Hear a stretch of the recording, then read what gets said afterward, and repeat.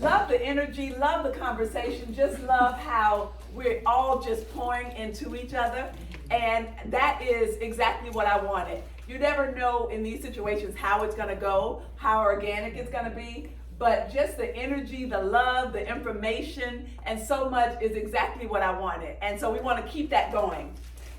But we wanna go through it a little bit through the chapters of the book as well, because everything you all are saying is exactly what is in the book. So the first chapter is I am not in competition with you. What you all said about women, sometimes when we go into a room, that other black women, they size you up based on what they see in you. And so a lot of times we do that with our children as well. I had to realize that I was in competition with my daughter because I saw how she blossomed. Dr. Throy and I were just saying how she was over here just expressing herself and just talking. Those were things that I wasn't able to do. And so I was in competition with her. I was, like Dr. White was saying, that I was trying to control her environment, control those things in her life. And so that was actually the impetus for the book, was how do we let go and allow them to go through their own journey and to experience things that they need to experience to become exactly who they need to become. Okay? So I'm gonna pause here for a moment to see if anybody wants to interject in that section. You can be as open, honest, and transparent as you like. I will say this though. Go ahead. It's funny because sometimes I used to wonder as a kid sort of, or as a child growing up, you kind of wonder why are they doing this? You be so confused. Every question that comes out of my mouth would be why? What is going through her head? But it's sometimes I just have to jump out of my own head and understand. She's a parent. She's a mother. I am her only child, only girl at that. So it's with certain things I have to understand. It's it's hard for her because it's I'm only seeing it from my point of view. It's I'm thinking man, she tripping. She need to cup off my back, something, do something. But it's I have to understand. It's hard for her to watch me. I think it's just hard for any parent to watch their child, as you guys all said, just grow up and stuff like that. So it's ew. That's me extending my grace. I'm oh. She's a parent. I kind of have to chill a little bit because my thing is I get mad very quickly. That's a Gemini in me. I just very quickly 0 to 100 very quickly. So the smallest thing will just set me up. So I'm just mad now. The whole day I'm just mad. So it's just I don't understand. She's a parent. I have to think of it from her side of the view and from wherever that is. So it's extend grace. I need to be like Nisa, just Netflix and then, but it is just a more pleasure for her. Okay, so it is difficult, and so in the book I likened it unto an eagle teaching the eaglets how to fly. So when the eaglet is trying to fly, they don't get them on the ground. They're up into a tree, high up somewhere, in a mountain somewhere. And then their nest, they literally push them out of the nest. And what they want them to do, use your wings. And that's how they strengthen themselves, is through their wings. But that's trial and error. Because the first time, they're not gonna fly. They may fumble and go all the way down to the ground. But as parents, we need to be that eagle, to let them go and let them fail. That's the difficult part. Because I think sometimes we think when our children fail, that it's us. That's a reflection of who we are. We take all of that and we internalize that because we want to look good to the public. We want to look good to say that my daughter is a doctor or my daughter is, we want to be able to say, all right. And so it's those things that we have to learn that she's not me. If she fails, that's her failure. But like she said, that's the strength of who we are. That's who you really realize who you are when you go through the struggle. Okay? I just got a question for Destiny. So at some point you said you got to the point where you started to extend grace, and I believe that is a maturity. You're growing up a little bit, you're becoming more enlightened. At what stage did that happen? And is there something your mother could have done in those earlier stages to kind of help you get to that point a little quicker? It literally happened within the past few months. Okay, so we're talking. Yeah, like recent. Yeah. Oh, I'm sorry. But yeah, like it happened very recent when I just realized, cause it's like, I'm 22, so we have our own mind. I'm the type of person kind of sort of where I'm just like, I'll listen, like I'll truly listen to your advice. But for some odd reason, like she said, like I have to testify for myself, cause I don't want to listen, cause what you saying, I believe it, but just my It's not twin, gonna happen to you. right? My twin want to do her. But yeah, I don't know, like, I don't know if I really have like any suggestions as far as like what she could have done, like At differently 16, maybe. at 15, is there anything she could have said or did to kind of help you get to that space where, she's just trying to help me? I think too, like just starting to let go a little bit, like loosen her reins, cause they are a little tight. They're a little tight. I say that, But I think just probably like loosen her reins, just kind of like just watch, like just try to like watch. Like I said, I know it's really hard. So it's like with me, that's the part that kind of gets me irritated, cause it's just like, ma'am, mommy, can you? Can you scoot up a little bit? But yeah, so I think it's just like loosening the reins a little bit. Yeah. Jessica, did the book help? You said just a few months ago that occurred. The book has been out. Yeah. So cause actually I feel kind of bad. I just started reading the book. But yeah, so like me reading the book, that's what helped me open my eyes and like realize, cause like communication. That's new for us. So it's like we're learning to try to communicate as like mother and daughter, because when you are mother and daughter, we bump heads 24/7, but dramatically 24/7. Bump heads a lot. So it's like it's just kind of hard to like try to communicate and like try to just progress as a mother and daughter. So it's like something that we work on is communication. So that was a part of the book as well, is like she said, learning how to communicate with each other, because what I had to realize is in her mind, I was yelling. And second of all, I was like preaching, and not really preaching in a way, but it was just that, Destiny, do this, Destiny, do that. Okay, did you do this? Da, da, da, da, da. As opposed to having a conversation and, like I heard her say, pouring into her. So those were the things that I had to learn, how to step back a little bit and have a conversation with her instead of constantly trying to drill things in her. So that was, like you said, that was a learning process for both of us. And the me teaching in this course really helped me realize, okay, you got a lot of work to do. And so that was, like I said, the impetus for the book. I just want to say real quick, back to what could help, is for me, with my mom, if I could coin a phrase, say it out loud, and be deliberate about it. My mother literally said it out loud one day, because my bane used to be the dishes. I know I'm not alone. And she said, listen, she said, let me tell you something. She says, I want to make it clear. She says, when I'm correcting you and I'm telling you some things that I need you to do, and you see frustration, and she literally sat me down and said this, you see frustration on my face? She says, I want to let you know that I'm upset with the fact that the dishes are not done. She says, this is not a reflection on you as a person. She says, I'm talking about, I want the dishes done. She said, now if I called you a dirty, no good, raggedy, she says, but I'm not attacking you. Right. She says, so I want you to understand it's the problem that I'm talking about and not you. And so sometimes we don't learn how to separate the two. But because she stopped and she said it out loud, that I'm upset with the issue, not with you. And she said that I love you, and I want you to learn these skills, but I'm upset with the dishes not being washed. And when she said that out loud, I was able to separate, okay, so when she said, I want the dishes done, why aren't the dishes done? I'm not like, you're not hitting me, you're upset because this is the issue. So now we were both attacking the issue. Now how can we solve this issue? And that was powerful for me, because then we do.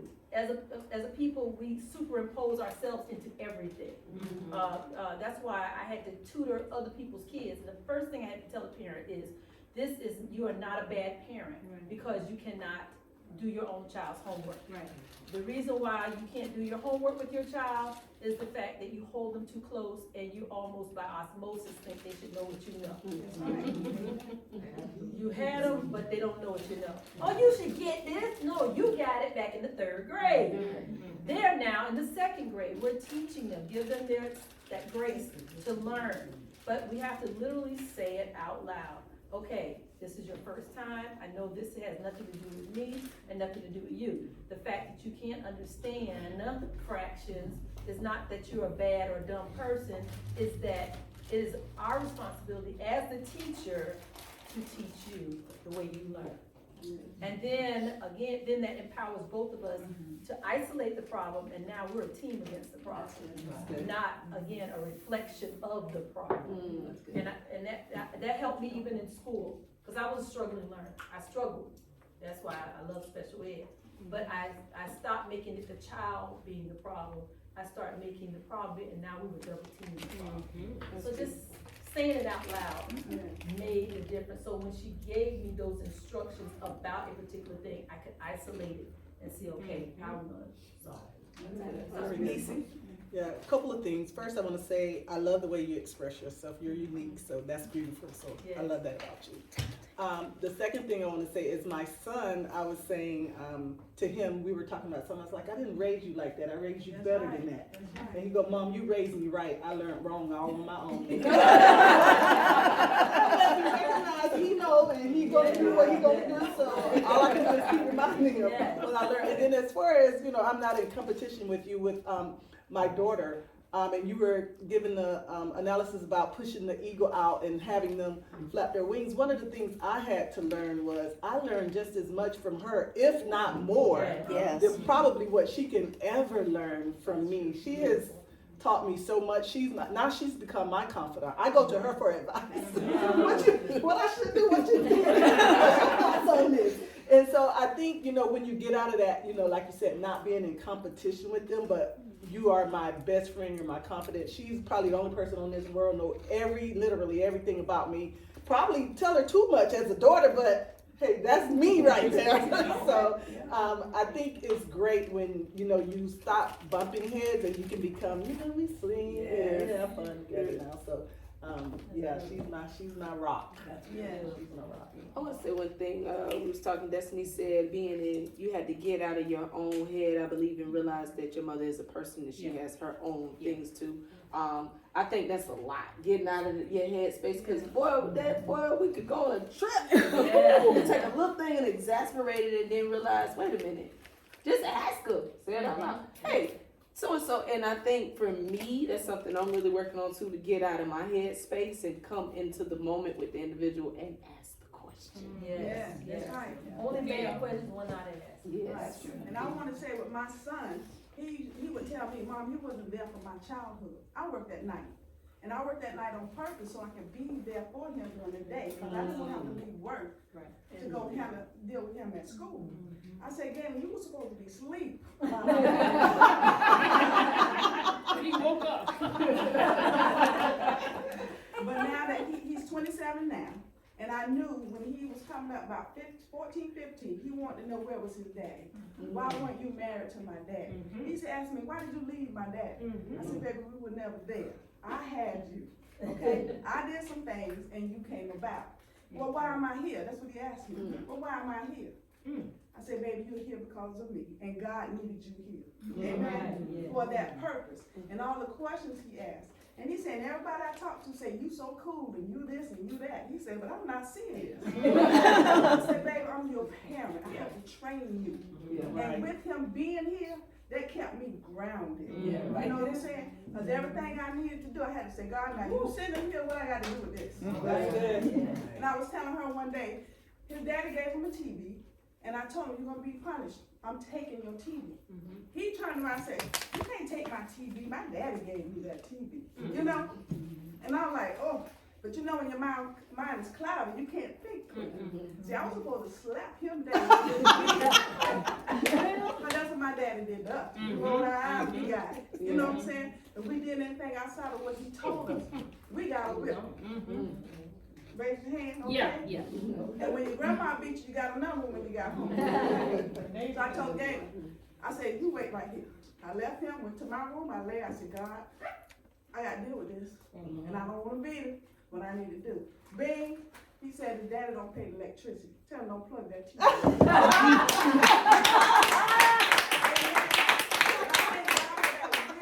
Because he's a man child, and I didn't wanna make him that feminine child. I wanted to teach him, and I wanted him, cause he would come, he said, I said, boy, put some bass in your voice. Right. You know, and I was that hard mama.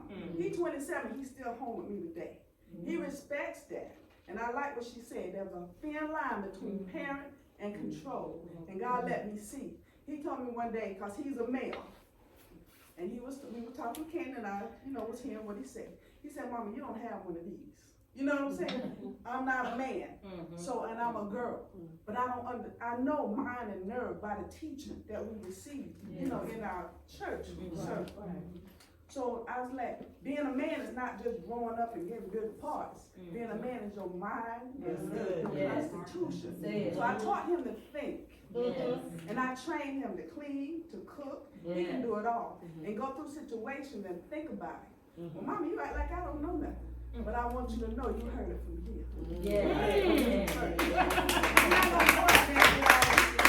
You know how some people, kids are doing porn and all this kind of stuff?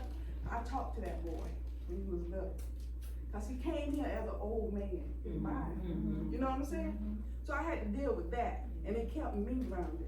And I thank God for that little boy. Amen. But he's a young man now. We have to stop saying baby. He know when Mama put her foot down, it's down. When he came to me, he came back and he said, Mama, you was right. He said, I appreciate you doing this and telling me this.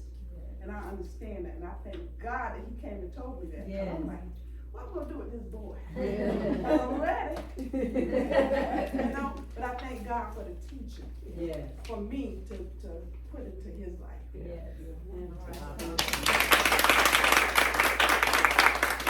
So going back to the question that I asked Destiny, and Sister Dunn, I think you all have hit on it. I'm gonna go back to respect the journey that your child is on. Respect their individuality. Respect that God has something in them that's going to come out. One of the things, and this is what I hear from, this is Audrey, you said it as well. One of the things I hear from my mentees, I have these conversations with some of my mentees, and a lot of the young ladies struggle with communication with their parents. And what I've heard them say is that I feel like they're dictating to me and not communicating to me. Okay? Why? Because they're human, right? They're women, they're men, they're going to be whoever they're going to be, and they want to feel like they're part of the conversation. And sometimes the way we were raised, we were told certain things and we just did it, and we have to understand that this group of people is a completely different generation. We cannot. Yeah, she was asking I'm why. totally- Exactly. Why? I wanted to know. Absolutely. That was We talking back cannot. in the day. You don't ask me to do what I tell you to do. My son I have an amazing relationship with my son right now. He says I'm his best friend, and I honor that. I think it's a beautiful thing. He's 29, he's in the military, doing fantastic.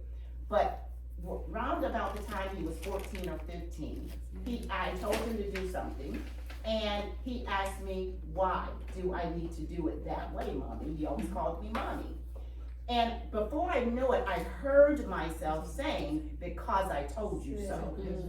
Right? Because that's what our parents said. And so that's how I was raising him. But I had to realize it was a dictatorship, right? And I stopped at that moment and said, well, let's talk about it.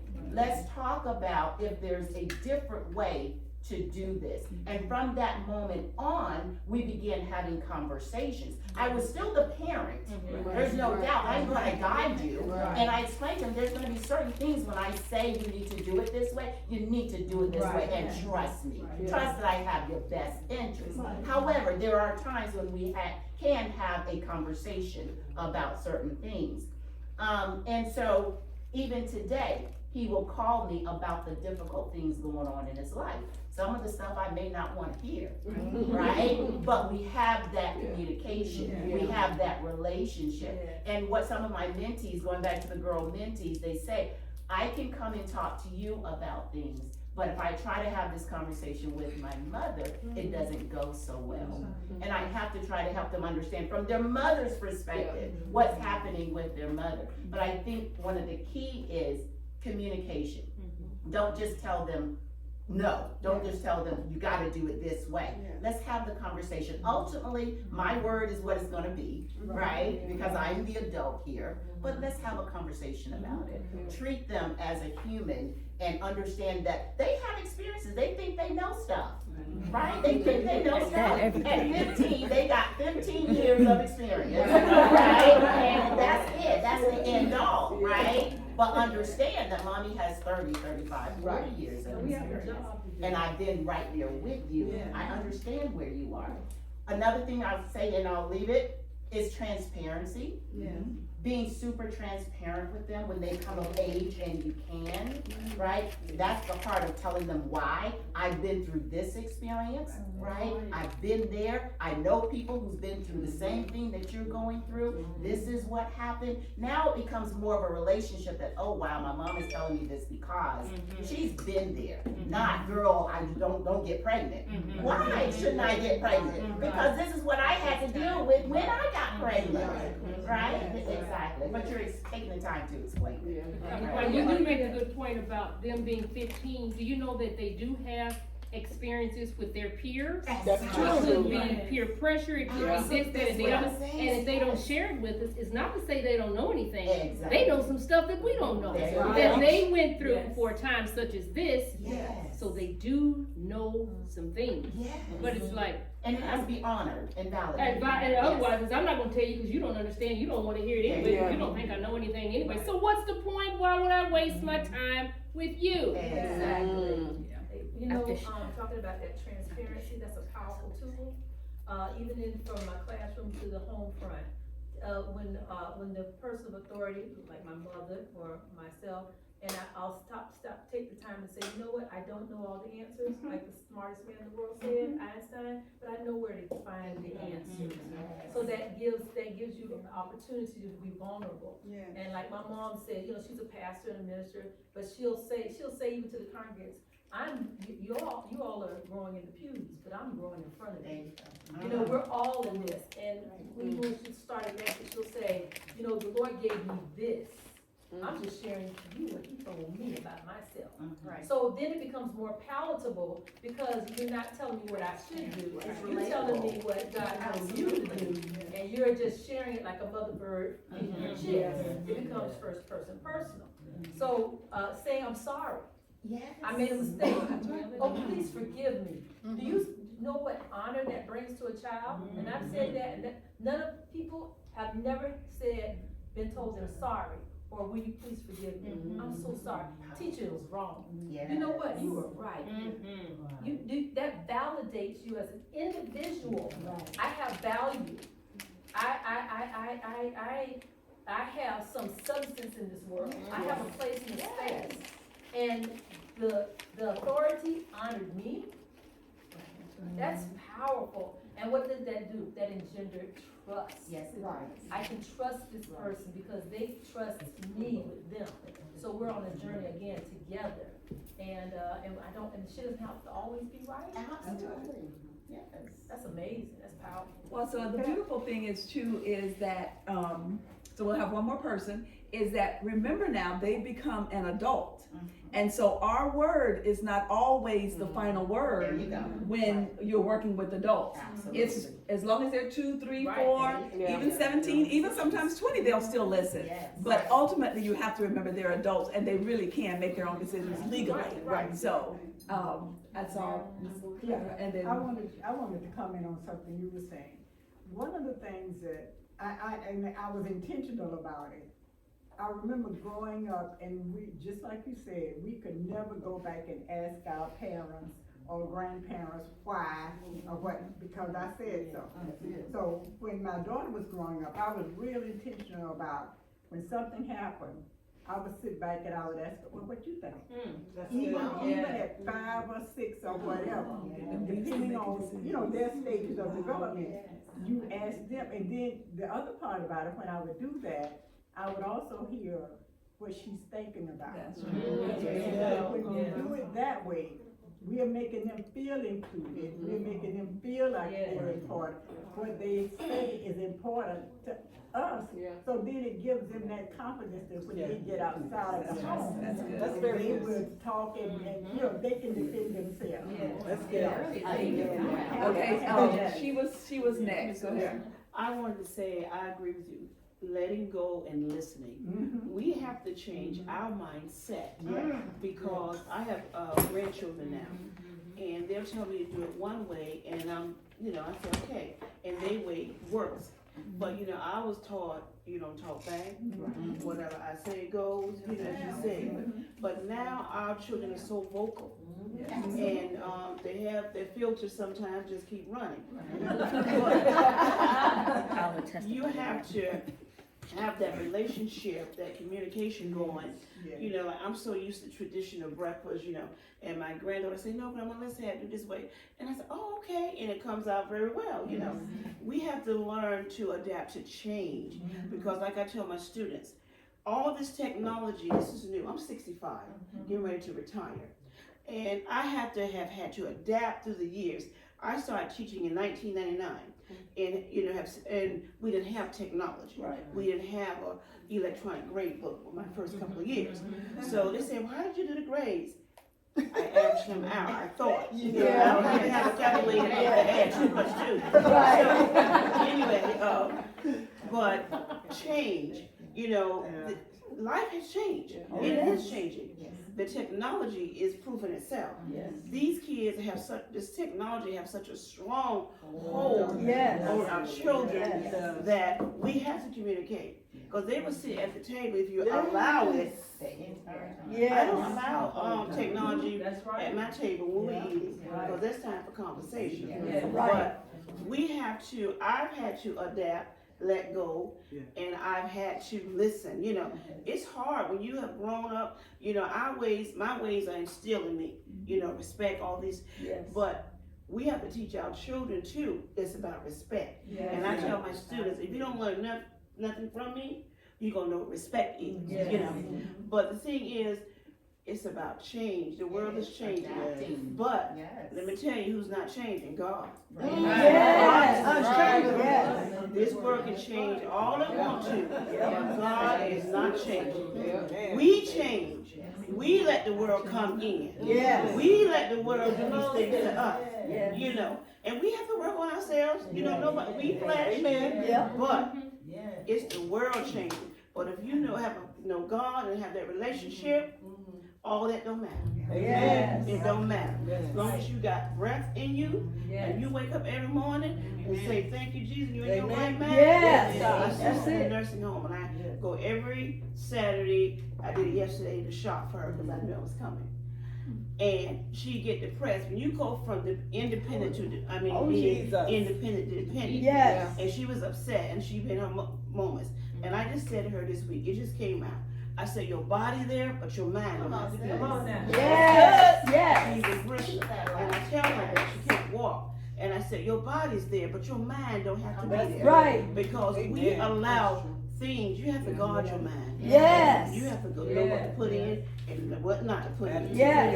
And we put in some things now, but we gotta know what's right and wrong.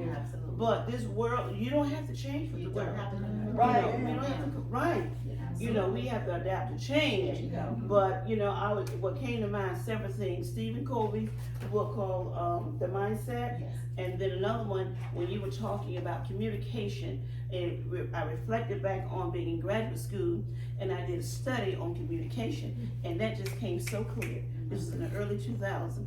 And how we communicate to one another. Yeah. We have to let each other, we are beautiful people, and people have forgotten that. You know, as you were saying, talking about the internal and external, we are who we are.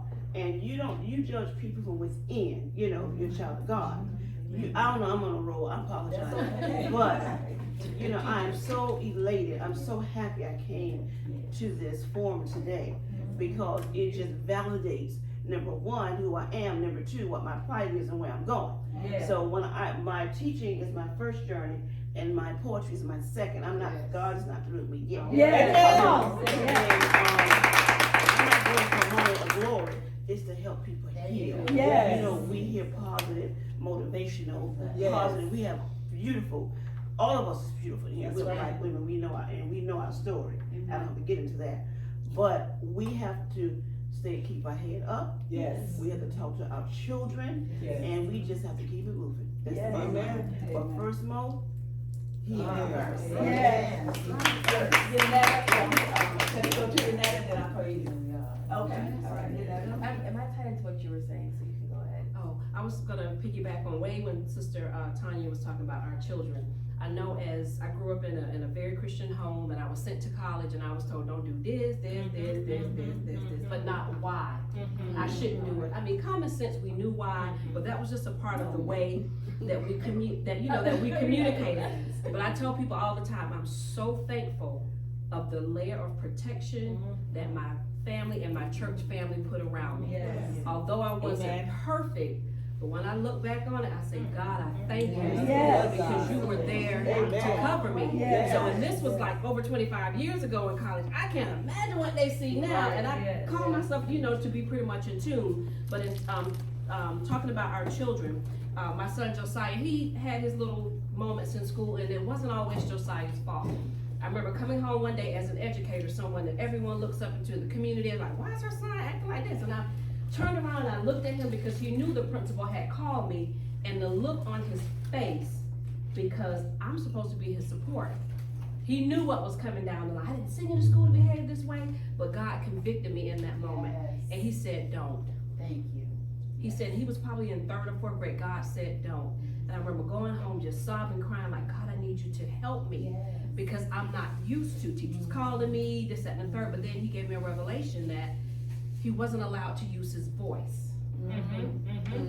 He wasn't allowed to use his voice in school. And if you know, school really isn't set up for brown boys that like to explore, touch, and do all these things. So God said you need to help him use his voice. And I remember one day I was telling him to be quiet, and my mother-in-law said, you really shouldn't tell him to do that, because if you teach him that, then when he gets older, he's not going to want to use his voice in the most sweetest way. So here's what the Lord gave me to give him in school. If you are in a situation, if you're in the principal's office or if you're in someone's office, you say, excuse me, I don't feel supported right now. Call my mom or my dad. Wow. God gave it to me, and that's the only thing that's the only thing you need to say. If you're trying to get your point across and they won't allow you to do it or use your voice, because your voice, taught her the same thing, is one of the most powerful things that God has given you. I said, you call my mom or my dad. If they don't call me, then I will step in. I said 2 things. Number 1, don't let them tell me anything that you haven't told me. Please tell me first. Don't embarrass me. And second is, I don't feel supported right now. Please call my mom or my dad. And don't ever let them tell me something that you haven't told me. Because in our household, just dialogue wasn't always embraced. But when I think about my elders, it's not because they didn't want us to speak. My grandmother worked 2 jobs. She worked during the day, and then she worked her night job so that she could use that money to store away. And I remember Jalen say, Mama, you used to always yell. And it wasn't because I was being mean. I was trying to filter out all the dean stuff, administrative stuff, think, okay, what we're gonna eat for dinner, we would go to Bible study on Wednesdays, we have functions on Saturdays, go to church on Sundays, so I was trying to balance out a lot of stuff, and it wasn't until she called me on the carpet, you always yelling, and you don't apologize. And it took some time, but that was my question. It was that I wanted She to called me ask, on the carpet, and she and I told me. wanted, when you were talking, it was, how did you get to a place of knowing that you need to make that transition? When you called me on the carpet. Because, but I've called you several times before, but when did it click? I don't know. She was an administrator. Yeah, as a child, I Yeah, I don't understood, know. and I didn't harbor it, but I was always like, Mom said you're yelling. I'm like, but she's like, but and I'm like, But I I'm think like, I know when it clicked. okay. Remember when no, because I think it was remember when I implemented the give me 30 minutes before we start talking when I get home? Like seriously, do you remember that? I said, I just need y'all to give me 30 minutes. And I remember she was like 10 or 11 and Josiah was like, Mama, he was like, Mama got her 30 minutes, like give her 30 minutes. Because all I needed was 30 minutes to sit, decompress, watch the news, and after those 30 minutes, they could tell me anything they wanted to tell me. But it was when as soon as I get in the door, because I was trying to find that balance of filtering out everything that happened at, you know, what we're gonna eat for dinner, if somebody needed school supplies or somebody had a project, you know, trying to balance all that out. That's what it In my honors you as head. a person. Yeah, so I asked them for 30 minutes, just give me 30. And usually it was around the time the news was on, I like to watch the news on a while. But I think that's what it clicked. I tell you, there's a running joke that we do. Anytime somebody has a misunderstanding or miscommunication, we quote our pastor. She says, I need to teach a class on communication. But it's so true, and she did. She taught a class on communication years ago, and it was so helpful. This is what we need in our community at large. We really need to sit down and have a class. So we definitely want to continue the conversation. Yeah. And this is something, like you said, that we definitely need. We're not sure where this is going, how this is going. We'd love to be able to maybe have a retreat that we can stay and talk all night long, mothers and daughters. So we'll see what's coming forward, what's coming next. But just kind of want to go through here quickly. And I know some people have to leave, and so we might go over just a little bit from 1 o'clock. So if you can wait about 5-10 minutes after that, then we'll break. So the inner voice, we talked about that. That was Miss Shaniqua. And so do yourself a favor and give her a name so you call her out. Okay, we won't go any further than that. The other one is let the healing begin, and you all mentioned that as well. So the healing is learning how to pour into one another, learning how to compliment. So I said, Destiny, I really like the way you communicate with other people and how you feel so free and how you, so those are the things that we have to share, because I think sometimes all of us seem like accomplished women. And so a lot of times we are the ones that don't get the accolades. We're the ones that don't get people pouring into us because they think we already know. A strong black woman. I ain't trying to be a strong black woman.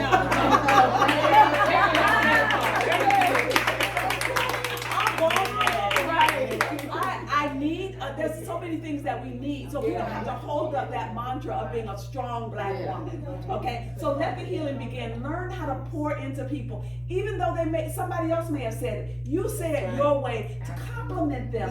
Say something. Tell them how beautiful they look. Say something, because it doesn't just heal them, it heals you as well. Okay? The other one is the dance. And I call that the dance because it is the contract that we have with one another. And so if I give over to you and you give over to me, that's exactly what dancing is. When you learn each other's rhythm, when you learn what makes each other flow, that is the dance. That's our contract. That I respect you, you respect me, and we're both giving therapeutic communication. We're both learning how to complement one another. So that is the dance between us, okay? I'm moving kind of fast. Then I'll let you all open up until about 5 after, and then we'll break for the women to give their thing. And then the mother-daughter affirmations. Come up with your own affirmations for each other and for you. These are the things that you want to be able to say every day.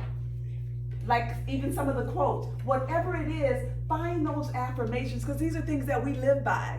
Dr. White was sharing that before at one of our events, about learning how to, and a lot of times we don't do that, but we don't understand sometimes what our mind hears is what we act on. There you go. And so like someone said, hearing those negative things, that's what you're gonna act on. So learning how to pour positive things into ourselves on a daily basis. And those affirmations, some of them in the book say, I am. I am. Individualize ourselves, and then we are. Mother Yes. daughter, Yes. we are.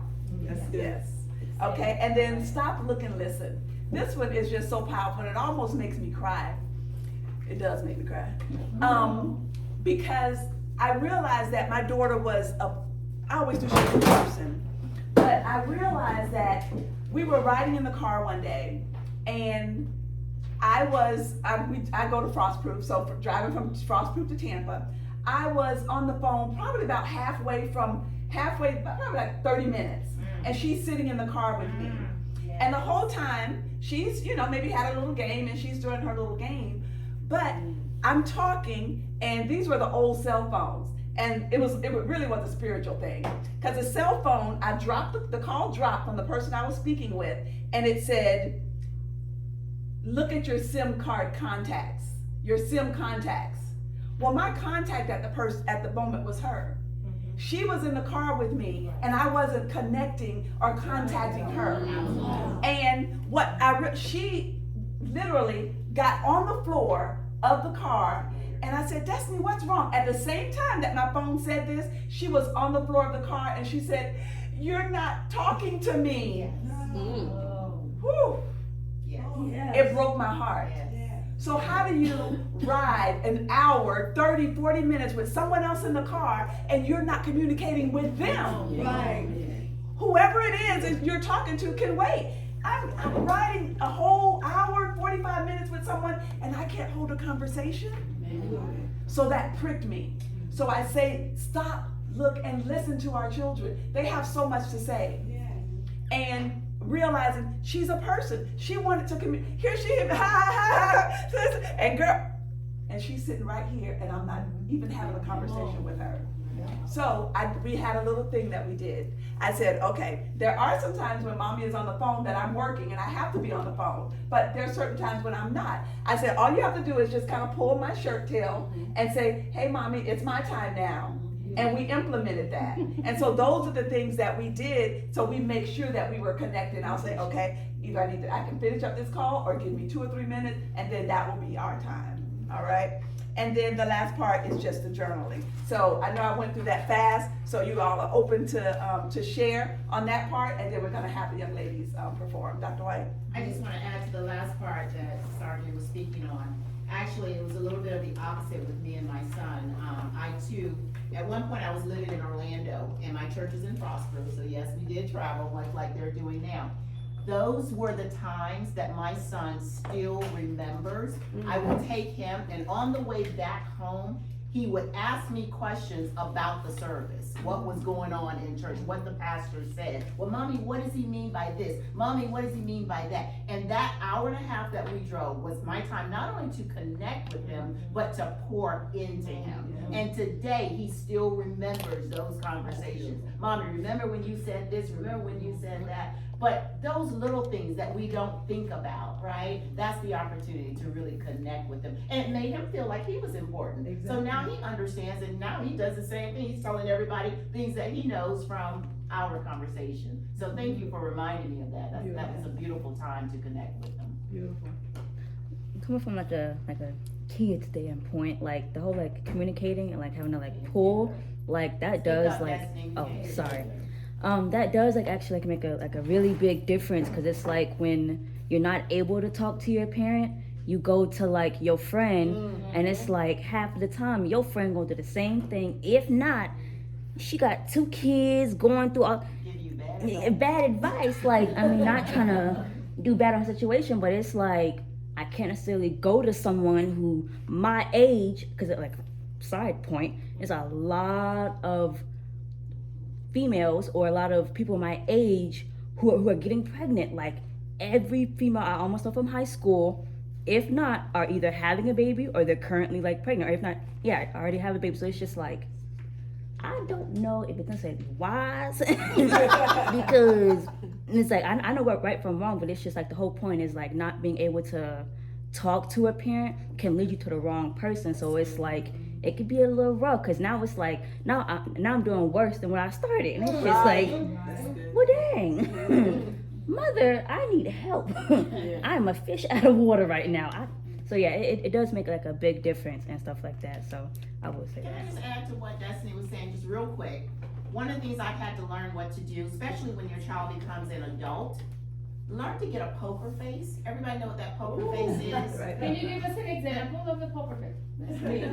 Destiny, you see that? You don't respond. Get the poker face regardless of what they're saying. Yes. Because sometimes they're gonna say stuff that as a mother or as an adult, you're feeling like, oh, no, not my child, right? But when you have that, it's okay, right? And so what it's doing is welcoming them, letting them, my students tell me, I'm a professor, and my students, I mean, I've heard things, and I feel like this is a safe space. I've heard things where, you know, last night I slept with 3 guys, you know, and to me, I'm just, whoa, why, how? But that poker face, right? And it says, it's okay, you're in a safe place to talk, right? And then I can guide you, but if I go, oh my God, you little, you know, all of a sudden that defense mechanism is gonna happen, and they're not going to relate to us. So as parents, we gotta get that, especially when they're adults, you gotta get that poker face to be able to listen to them and understand. This is what I meant earlier by respect their journey. Their journey is not yours, right? Respect where they are so that you can offer guidance when they are able to accept it. Beautiful. Thank you. I said when we were riding in the car, I think I was 15 or 16, and like she said, she would always tell me stuff, and in my mind, I want to find a solution. I'm a solution finder. So even at that age, that's how my mind worked. One day she looked at me, she said, I just want to say something, and you just listen. Don't always try. And that taught me her, though. It really changed the trajectory of our relationship. And I think it helped us talk more because I understood what she wanted from me. And boy, it took a lot of weight off. You know, you're like, oh, I just gotta listen. Oh, cool, you know, and it it helps, you know, to communicate. But I mean, it's something having a mother to communicate with, and I'm sure we all can attest to that. Like you said, not having to go to friends are good and they respective places, but y'all have X amount of years. So no matter how farther we go in life, you will always have this amount of years. Right. And that is so a blessing to just be able to say, hey, and be candid. And that poker face, it does welcome you. Even though you know it's a poker face, for some reason you just can't stop talking and it helps you at least get it out. Right. But the moment it's a response and you feel the stuff, the critical thing thinking in your head, and it edifies that, you're like, well, I really don't want to say nothing, but that poker face, it lets you run like water. Yeah. If you have your mothers here today, you are blessed. So I want to honor those who don't have our mothers. I wanted to just to speak to that space as well for those of us who don't. Our mothers have gone home to be with the Lord. Yes, Nisa. Yes. I was gonna go ahead. I think you raised your hand because I lost my train of thought. Okay. I just want to say that there was no topic off the plate, and I'm so appreciative of you, Mom, because the things that I'm witnessing my peers go through, I learned at an early age. Like whether it was boys, sex, drugs, like there was no topic. Like, and I'm talking a little girl. Like when I'm growing up, there was nothing that was like, I understood my body. I knew like what different, and I appreciate that. That's when I went from that topic. But I kept hearing people, everyone saying different things about watching what you see or filtering what you allow inside of you. And God brought me to the point that we are spiritual beings. Yes. And he always brings this to me whenever I come in different spaces, so I want to share this with you. But we are spiritual beings experiencing a physical temporary experience. So that the central of who we are, we're spiritual. Yes. And what people aren't realizing is that social media and the world is evolving, but there's deposits that are altering the nature of who we are. And so I always say, don't contaminate our water. So there's certain places like that I don't go. I don't watch certain things. I don't listen to certain things because I want to make sure that my spirit man is whole. Yes. And a lot of our spirit mans are broken, and we're not able to live our authentic selves spiritually. We can't tap into the power that we have because of those deposits.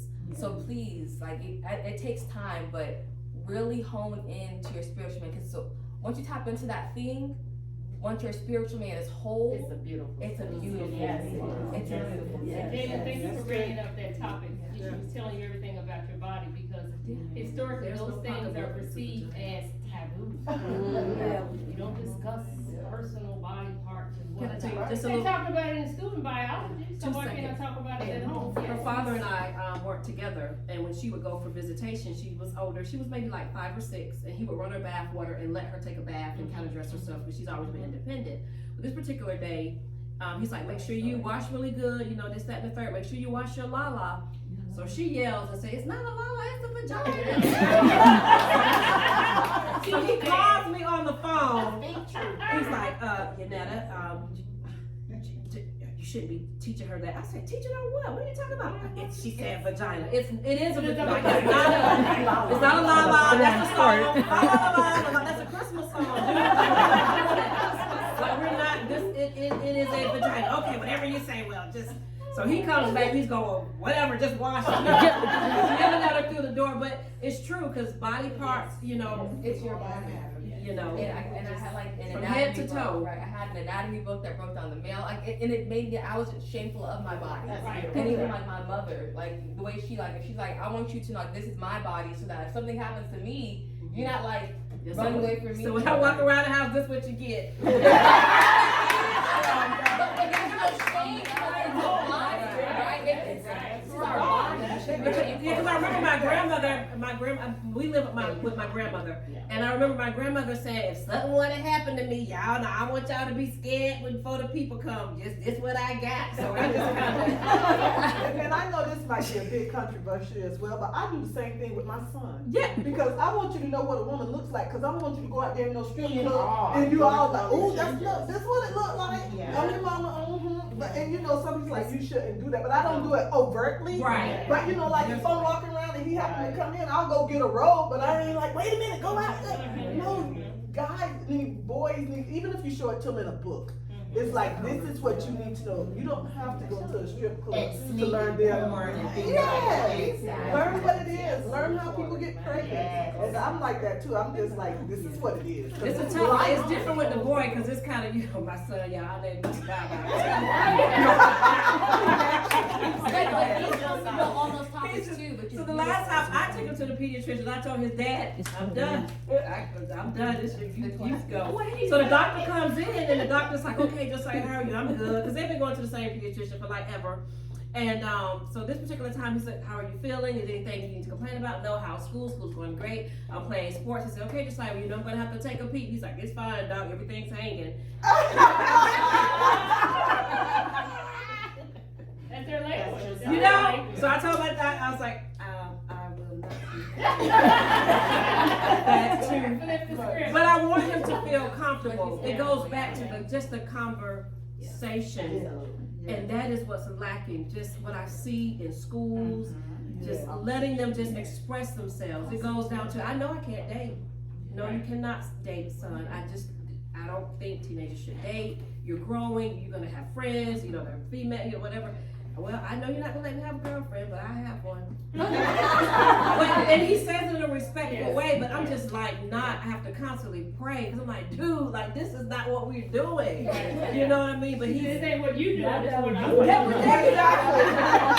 But it's constantly, we're constantly having these, you know, conversations. But at least he's letting you in on his That's life. right. It's safe. Okay, Destiny, and then I'm gonna read some words in closing by Nelson, and someone else, okay. It's funny because like she picks on me all the time. Like, you know, she mentioned that I'm like,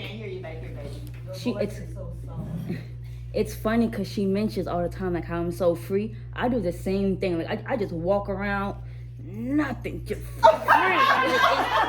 And it's just like she's like, oh, okay. Like, do you? Here she is, fully clothed.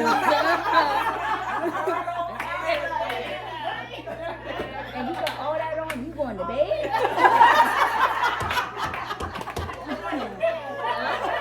Stay warm. But yeah, I just find that so hilarious. And but like the other little thing too is that about the whole like not like being able to like talk. That also like for like me personally, when I don't like be able to like have someone to talk to, like it like dampers like on my self-esteem a little bit, because then it's just like, what the? Like you have all these feelings inside, you can't talk them out, and then it's like you kind of think back like, okay, am I doing this right? Like, am I good for that? Like, is your like, can you really do that? No, you can't do that, sis. You might as well just.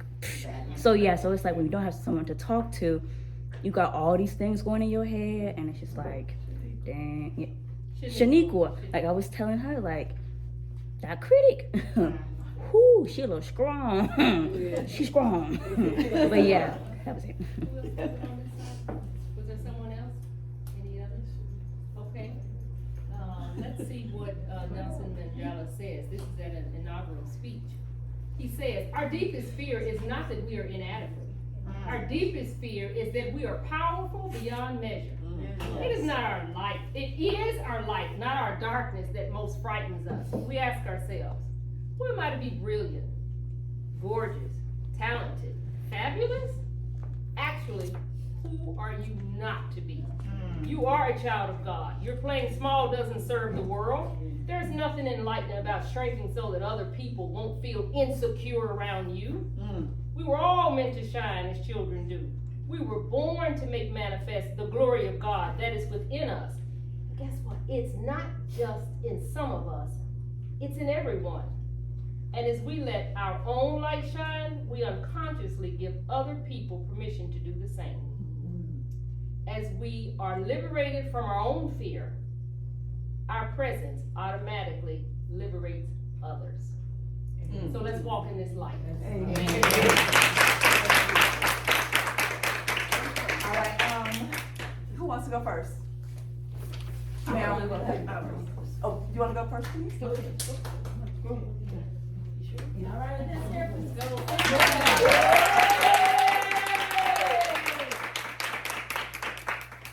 Just a little bit back. Good afternoon. Good afternoon. I'm enjoying this immensely. Affirmations first. I believe in affirmation. I've been writing them for years. That has got me through life. And when I saw that, aha came, you know. But I write poetry. I've been writing for years. I was married 20 years. I'm a widow now. My husband passed away 15 years ago. So I've had to move on and move forward. I was working on my doctorate degree when he passed away, so I won course with dissertation. So, but I have a pre-doctorate degree in ed leadership K through 12. Now, my poems are to inspire, to uplift. It's not about the money. It's about when God gives you a gift, you have to share it. Yes, You know, gifts have to be shared. Yes. You know, because sometimes things are put in you that may open up a door for another. And this door has been opened up for me. Okay, this is called Black Women. I wrote this poem a year ago during Black History Month.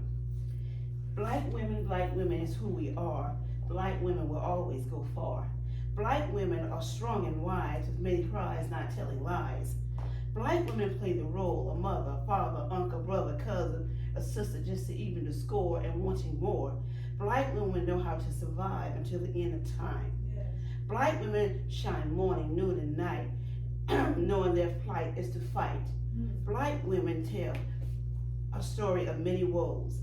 Black women in a class of their own, which you should have known. Black women show proud dignity and flair like no other. Do you even care? Black women, soul cries flying high in the sky. Black women is who we are, always being a star in the corner of your eye. Black women are strong, don't get us wrong.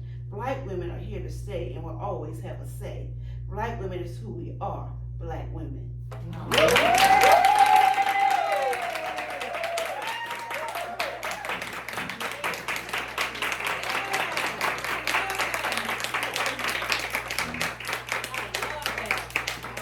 Power to the people.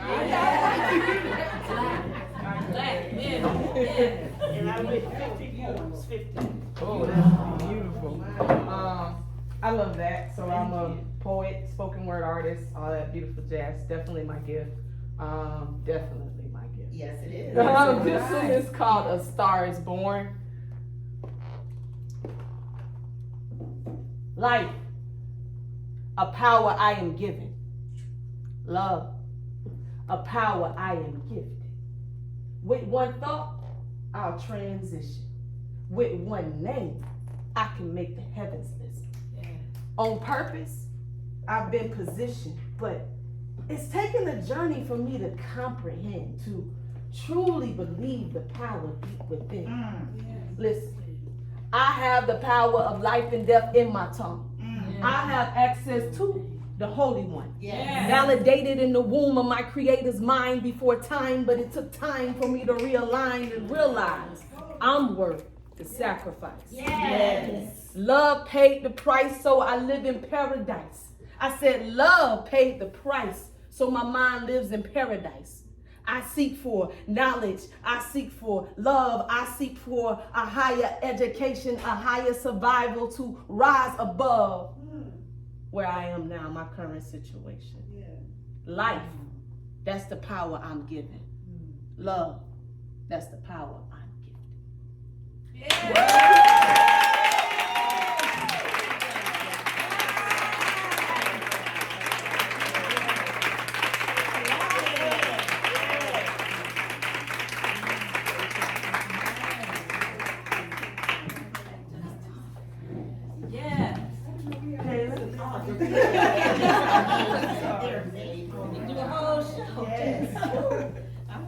I'm gifted. I write poetry as well. Yes. All right. I can hear it now. Can you hear it now? The undisputed sound of time calling as I try to identify what it is. Time, a dimension so precious, yet not graced with much care and attention. Quantified by man with seconds, minutes, and hours. Did you know that time holds true power? It beckons you to progress resolute in truth, only it never stands still. Serving as a reminder that every life should be noted as major, never minor. The voice. It is time calling, collecting your tears as each one begins falling, ushering me to extend my own voice beyond a solo and into a choir so that this voice can be proclaimed, manifested as ours. So, what is this? Without this guiding voice, there is affliction, yet no diction, leading to self-restrictions, leading to turmoil in the mind, causing the blind to lead the blind. There, I see it now.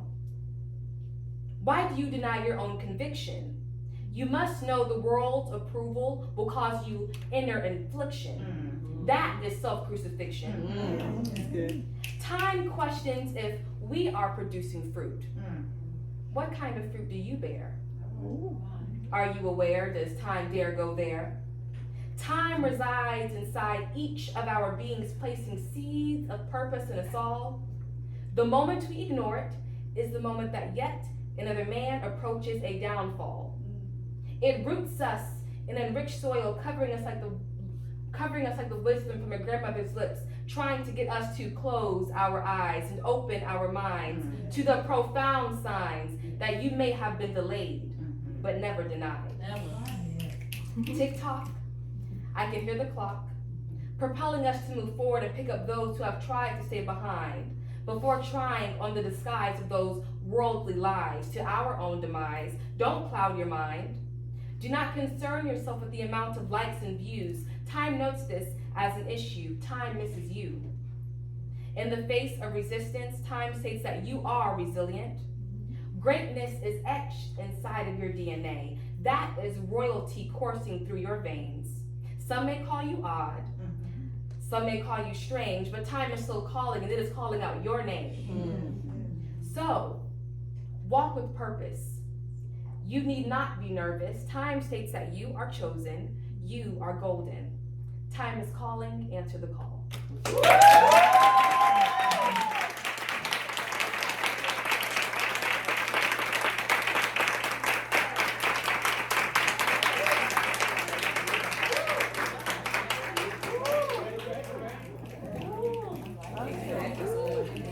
What a perfect perfect ending to the night today. Thank you all so much for coming out. Thank you all for making this a reality. I am so full.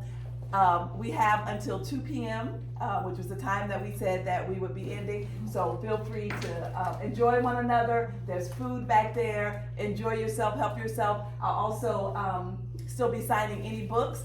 Oh, we have the, thank you, Donna, my sister. All right, so we're gonna go with the honor system. There was one person I know that did,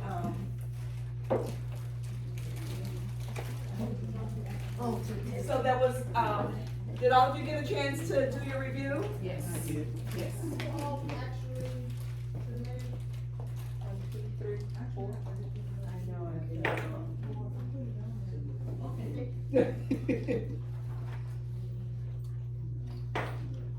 Okay, so she has to get the names ready. So as you all mingle, then we'll go ahead and I'll do it openly so everybody will see. And then we have 2 to give out. Can we just say thank you to both of you? Yes.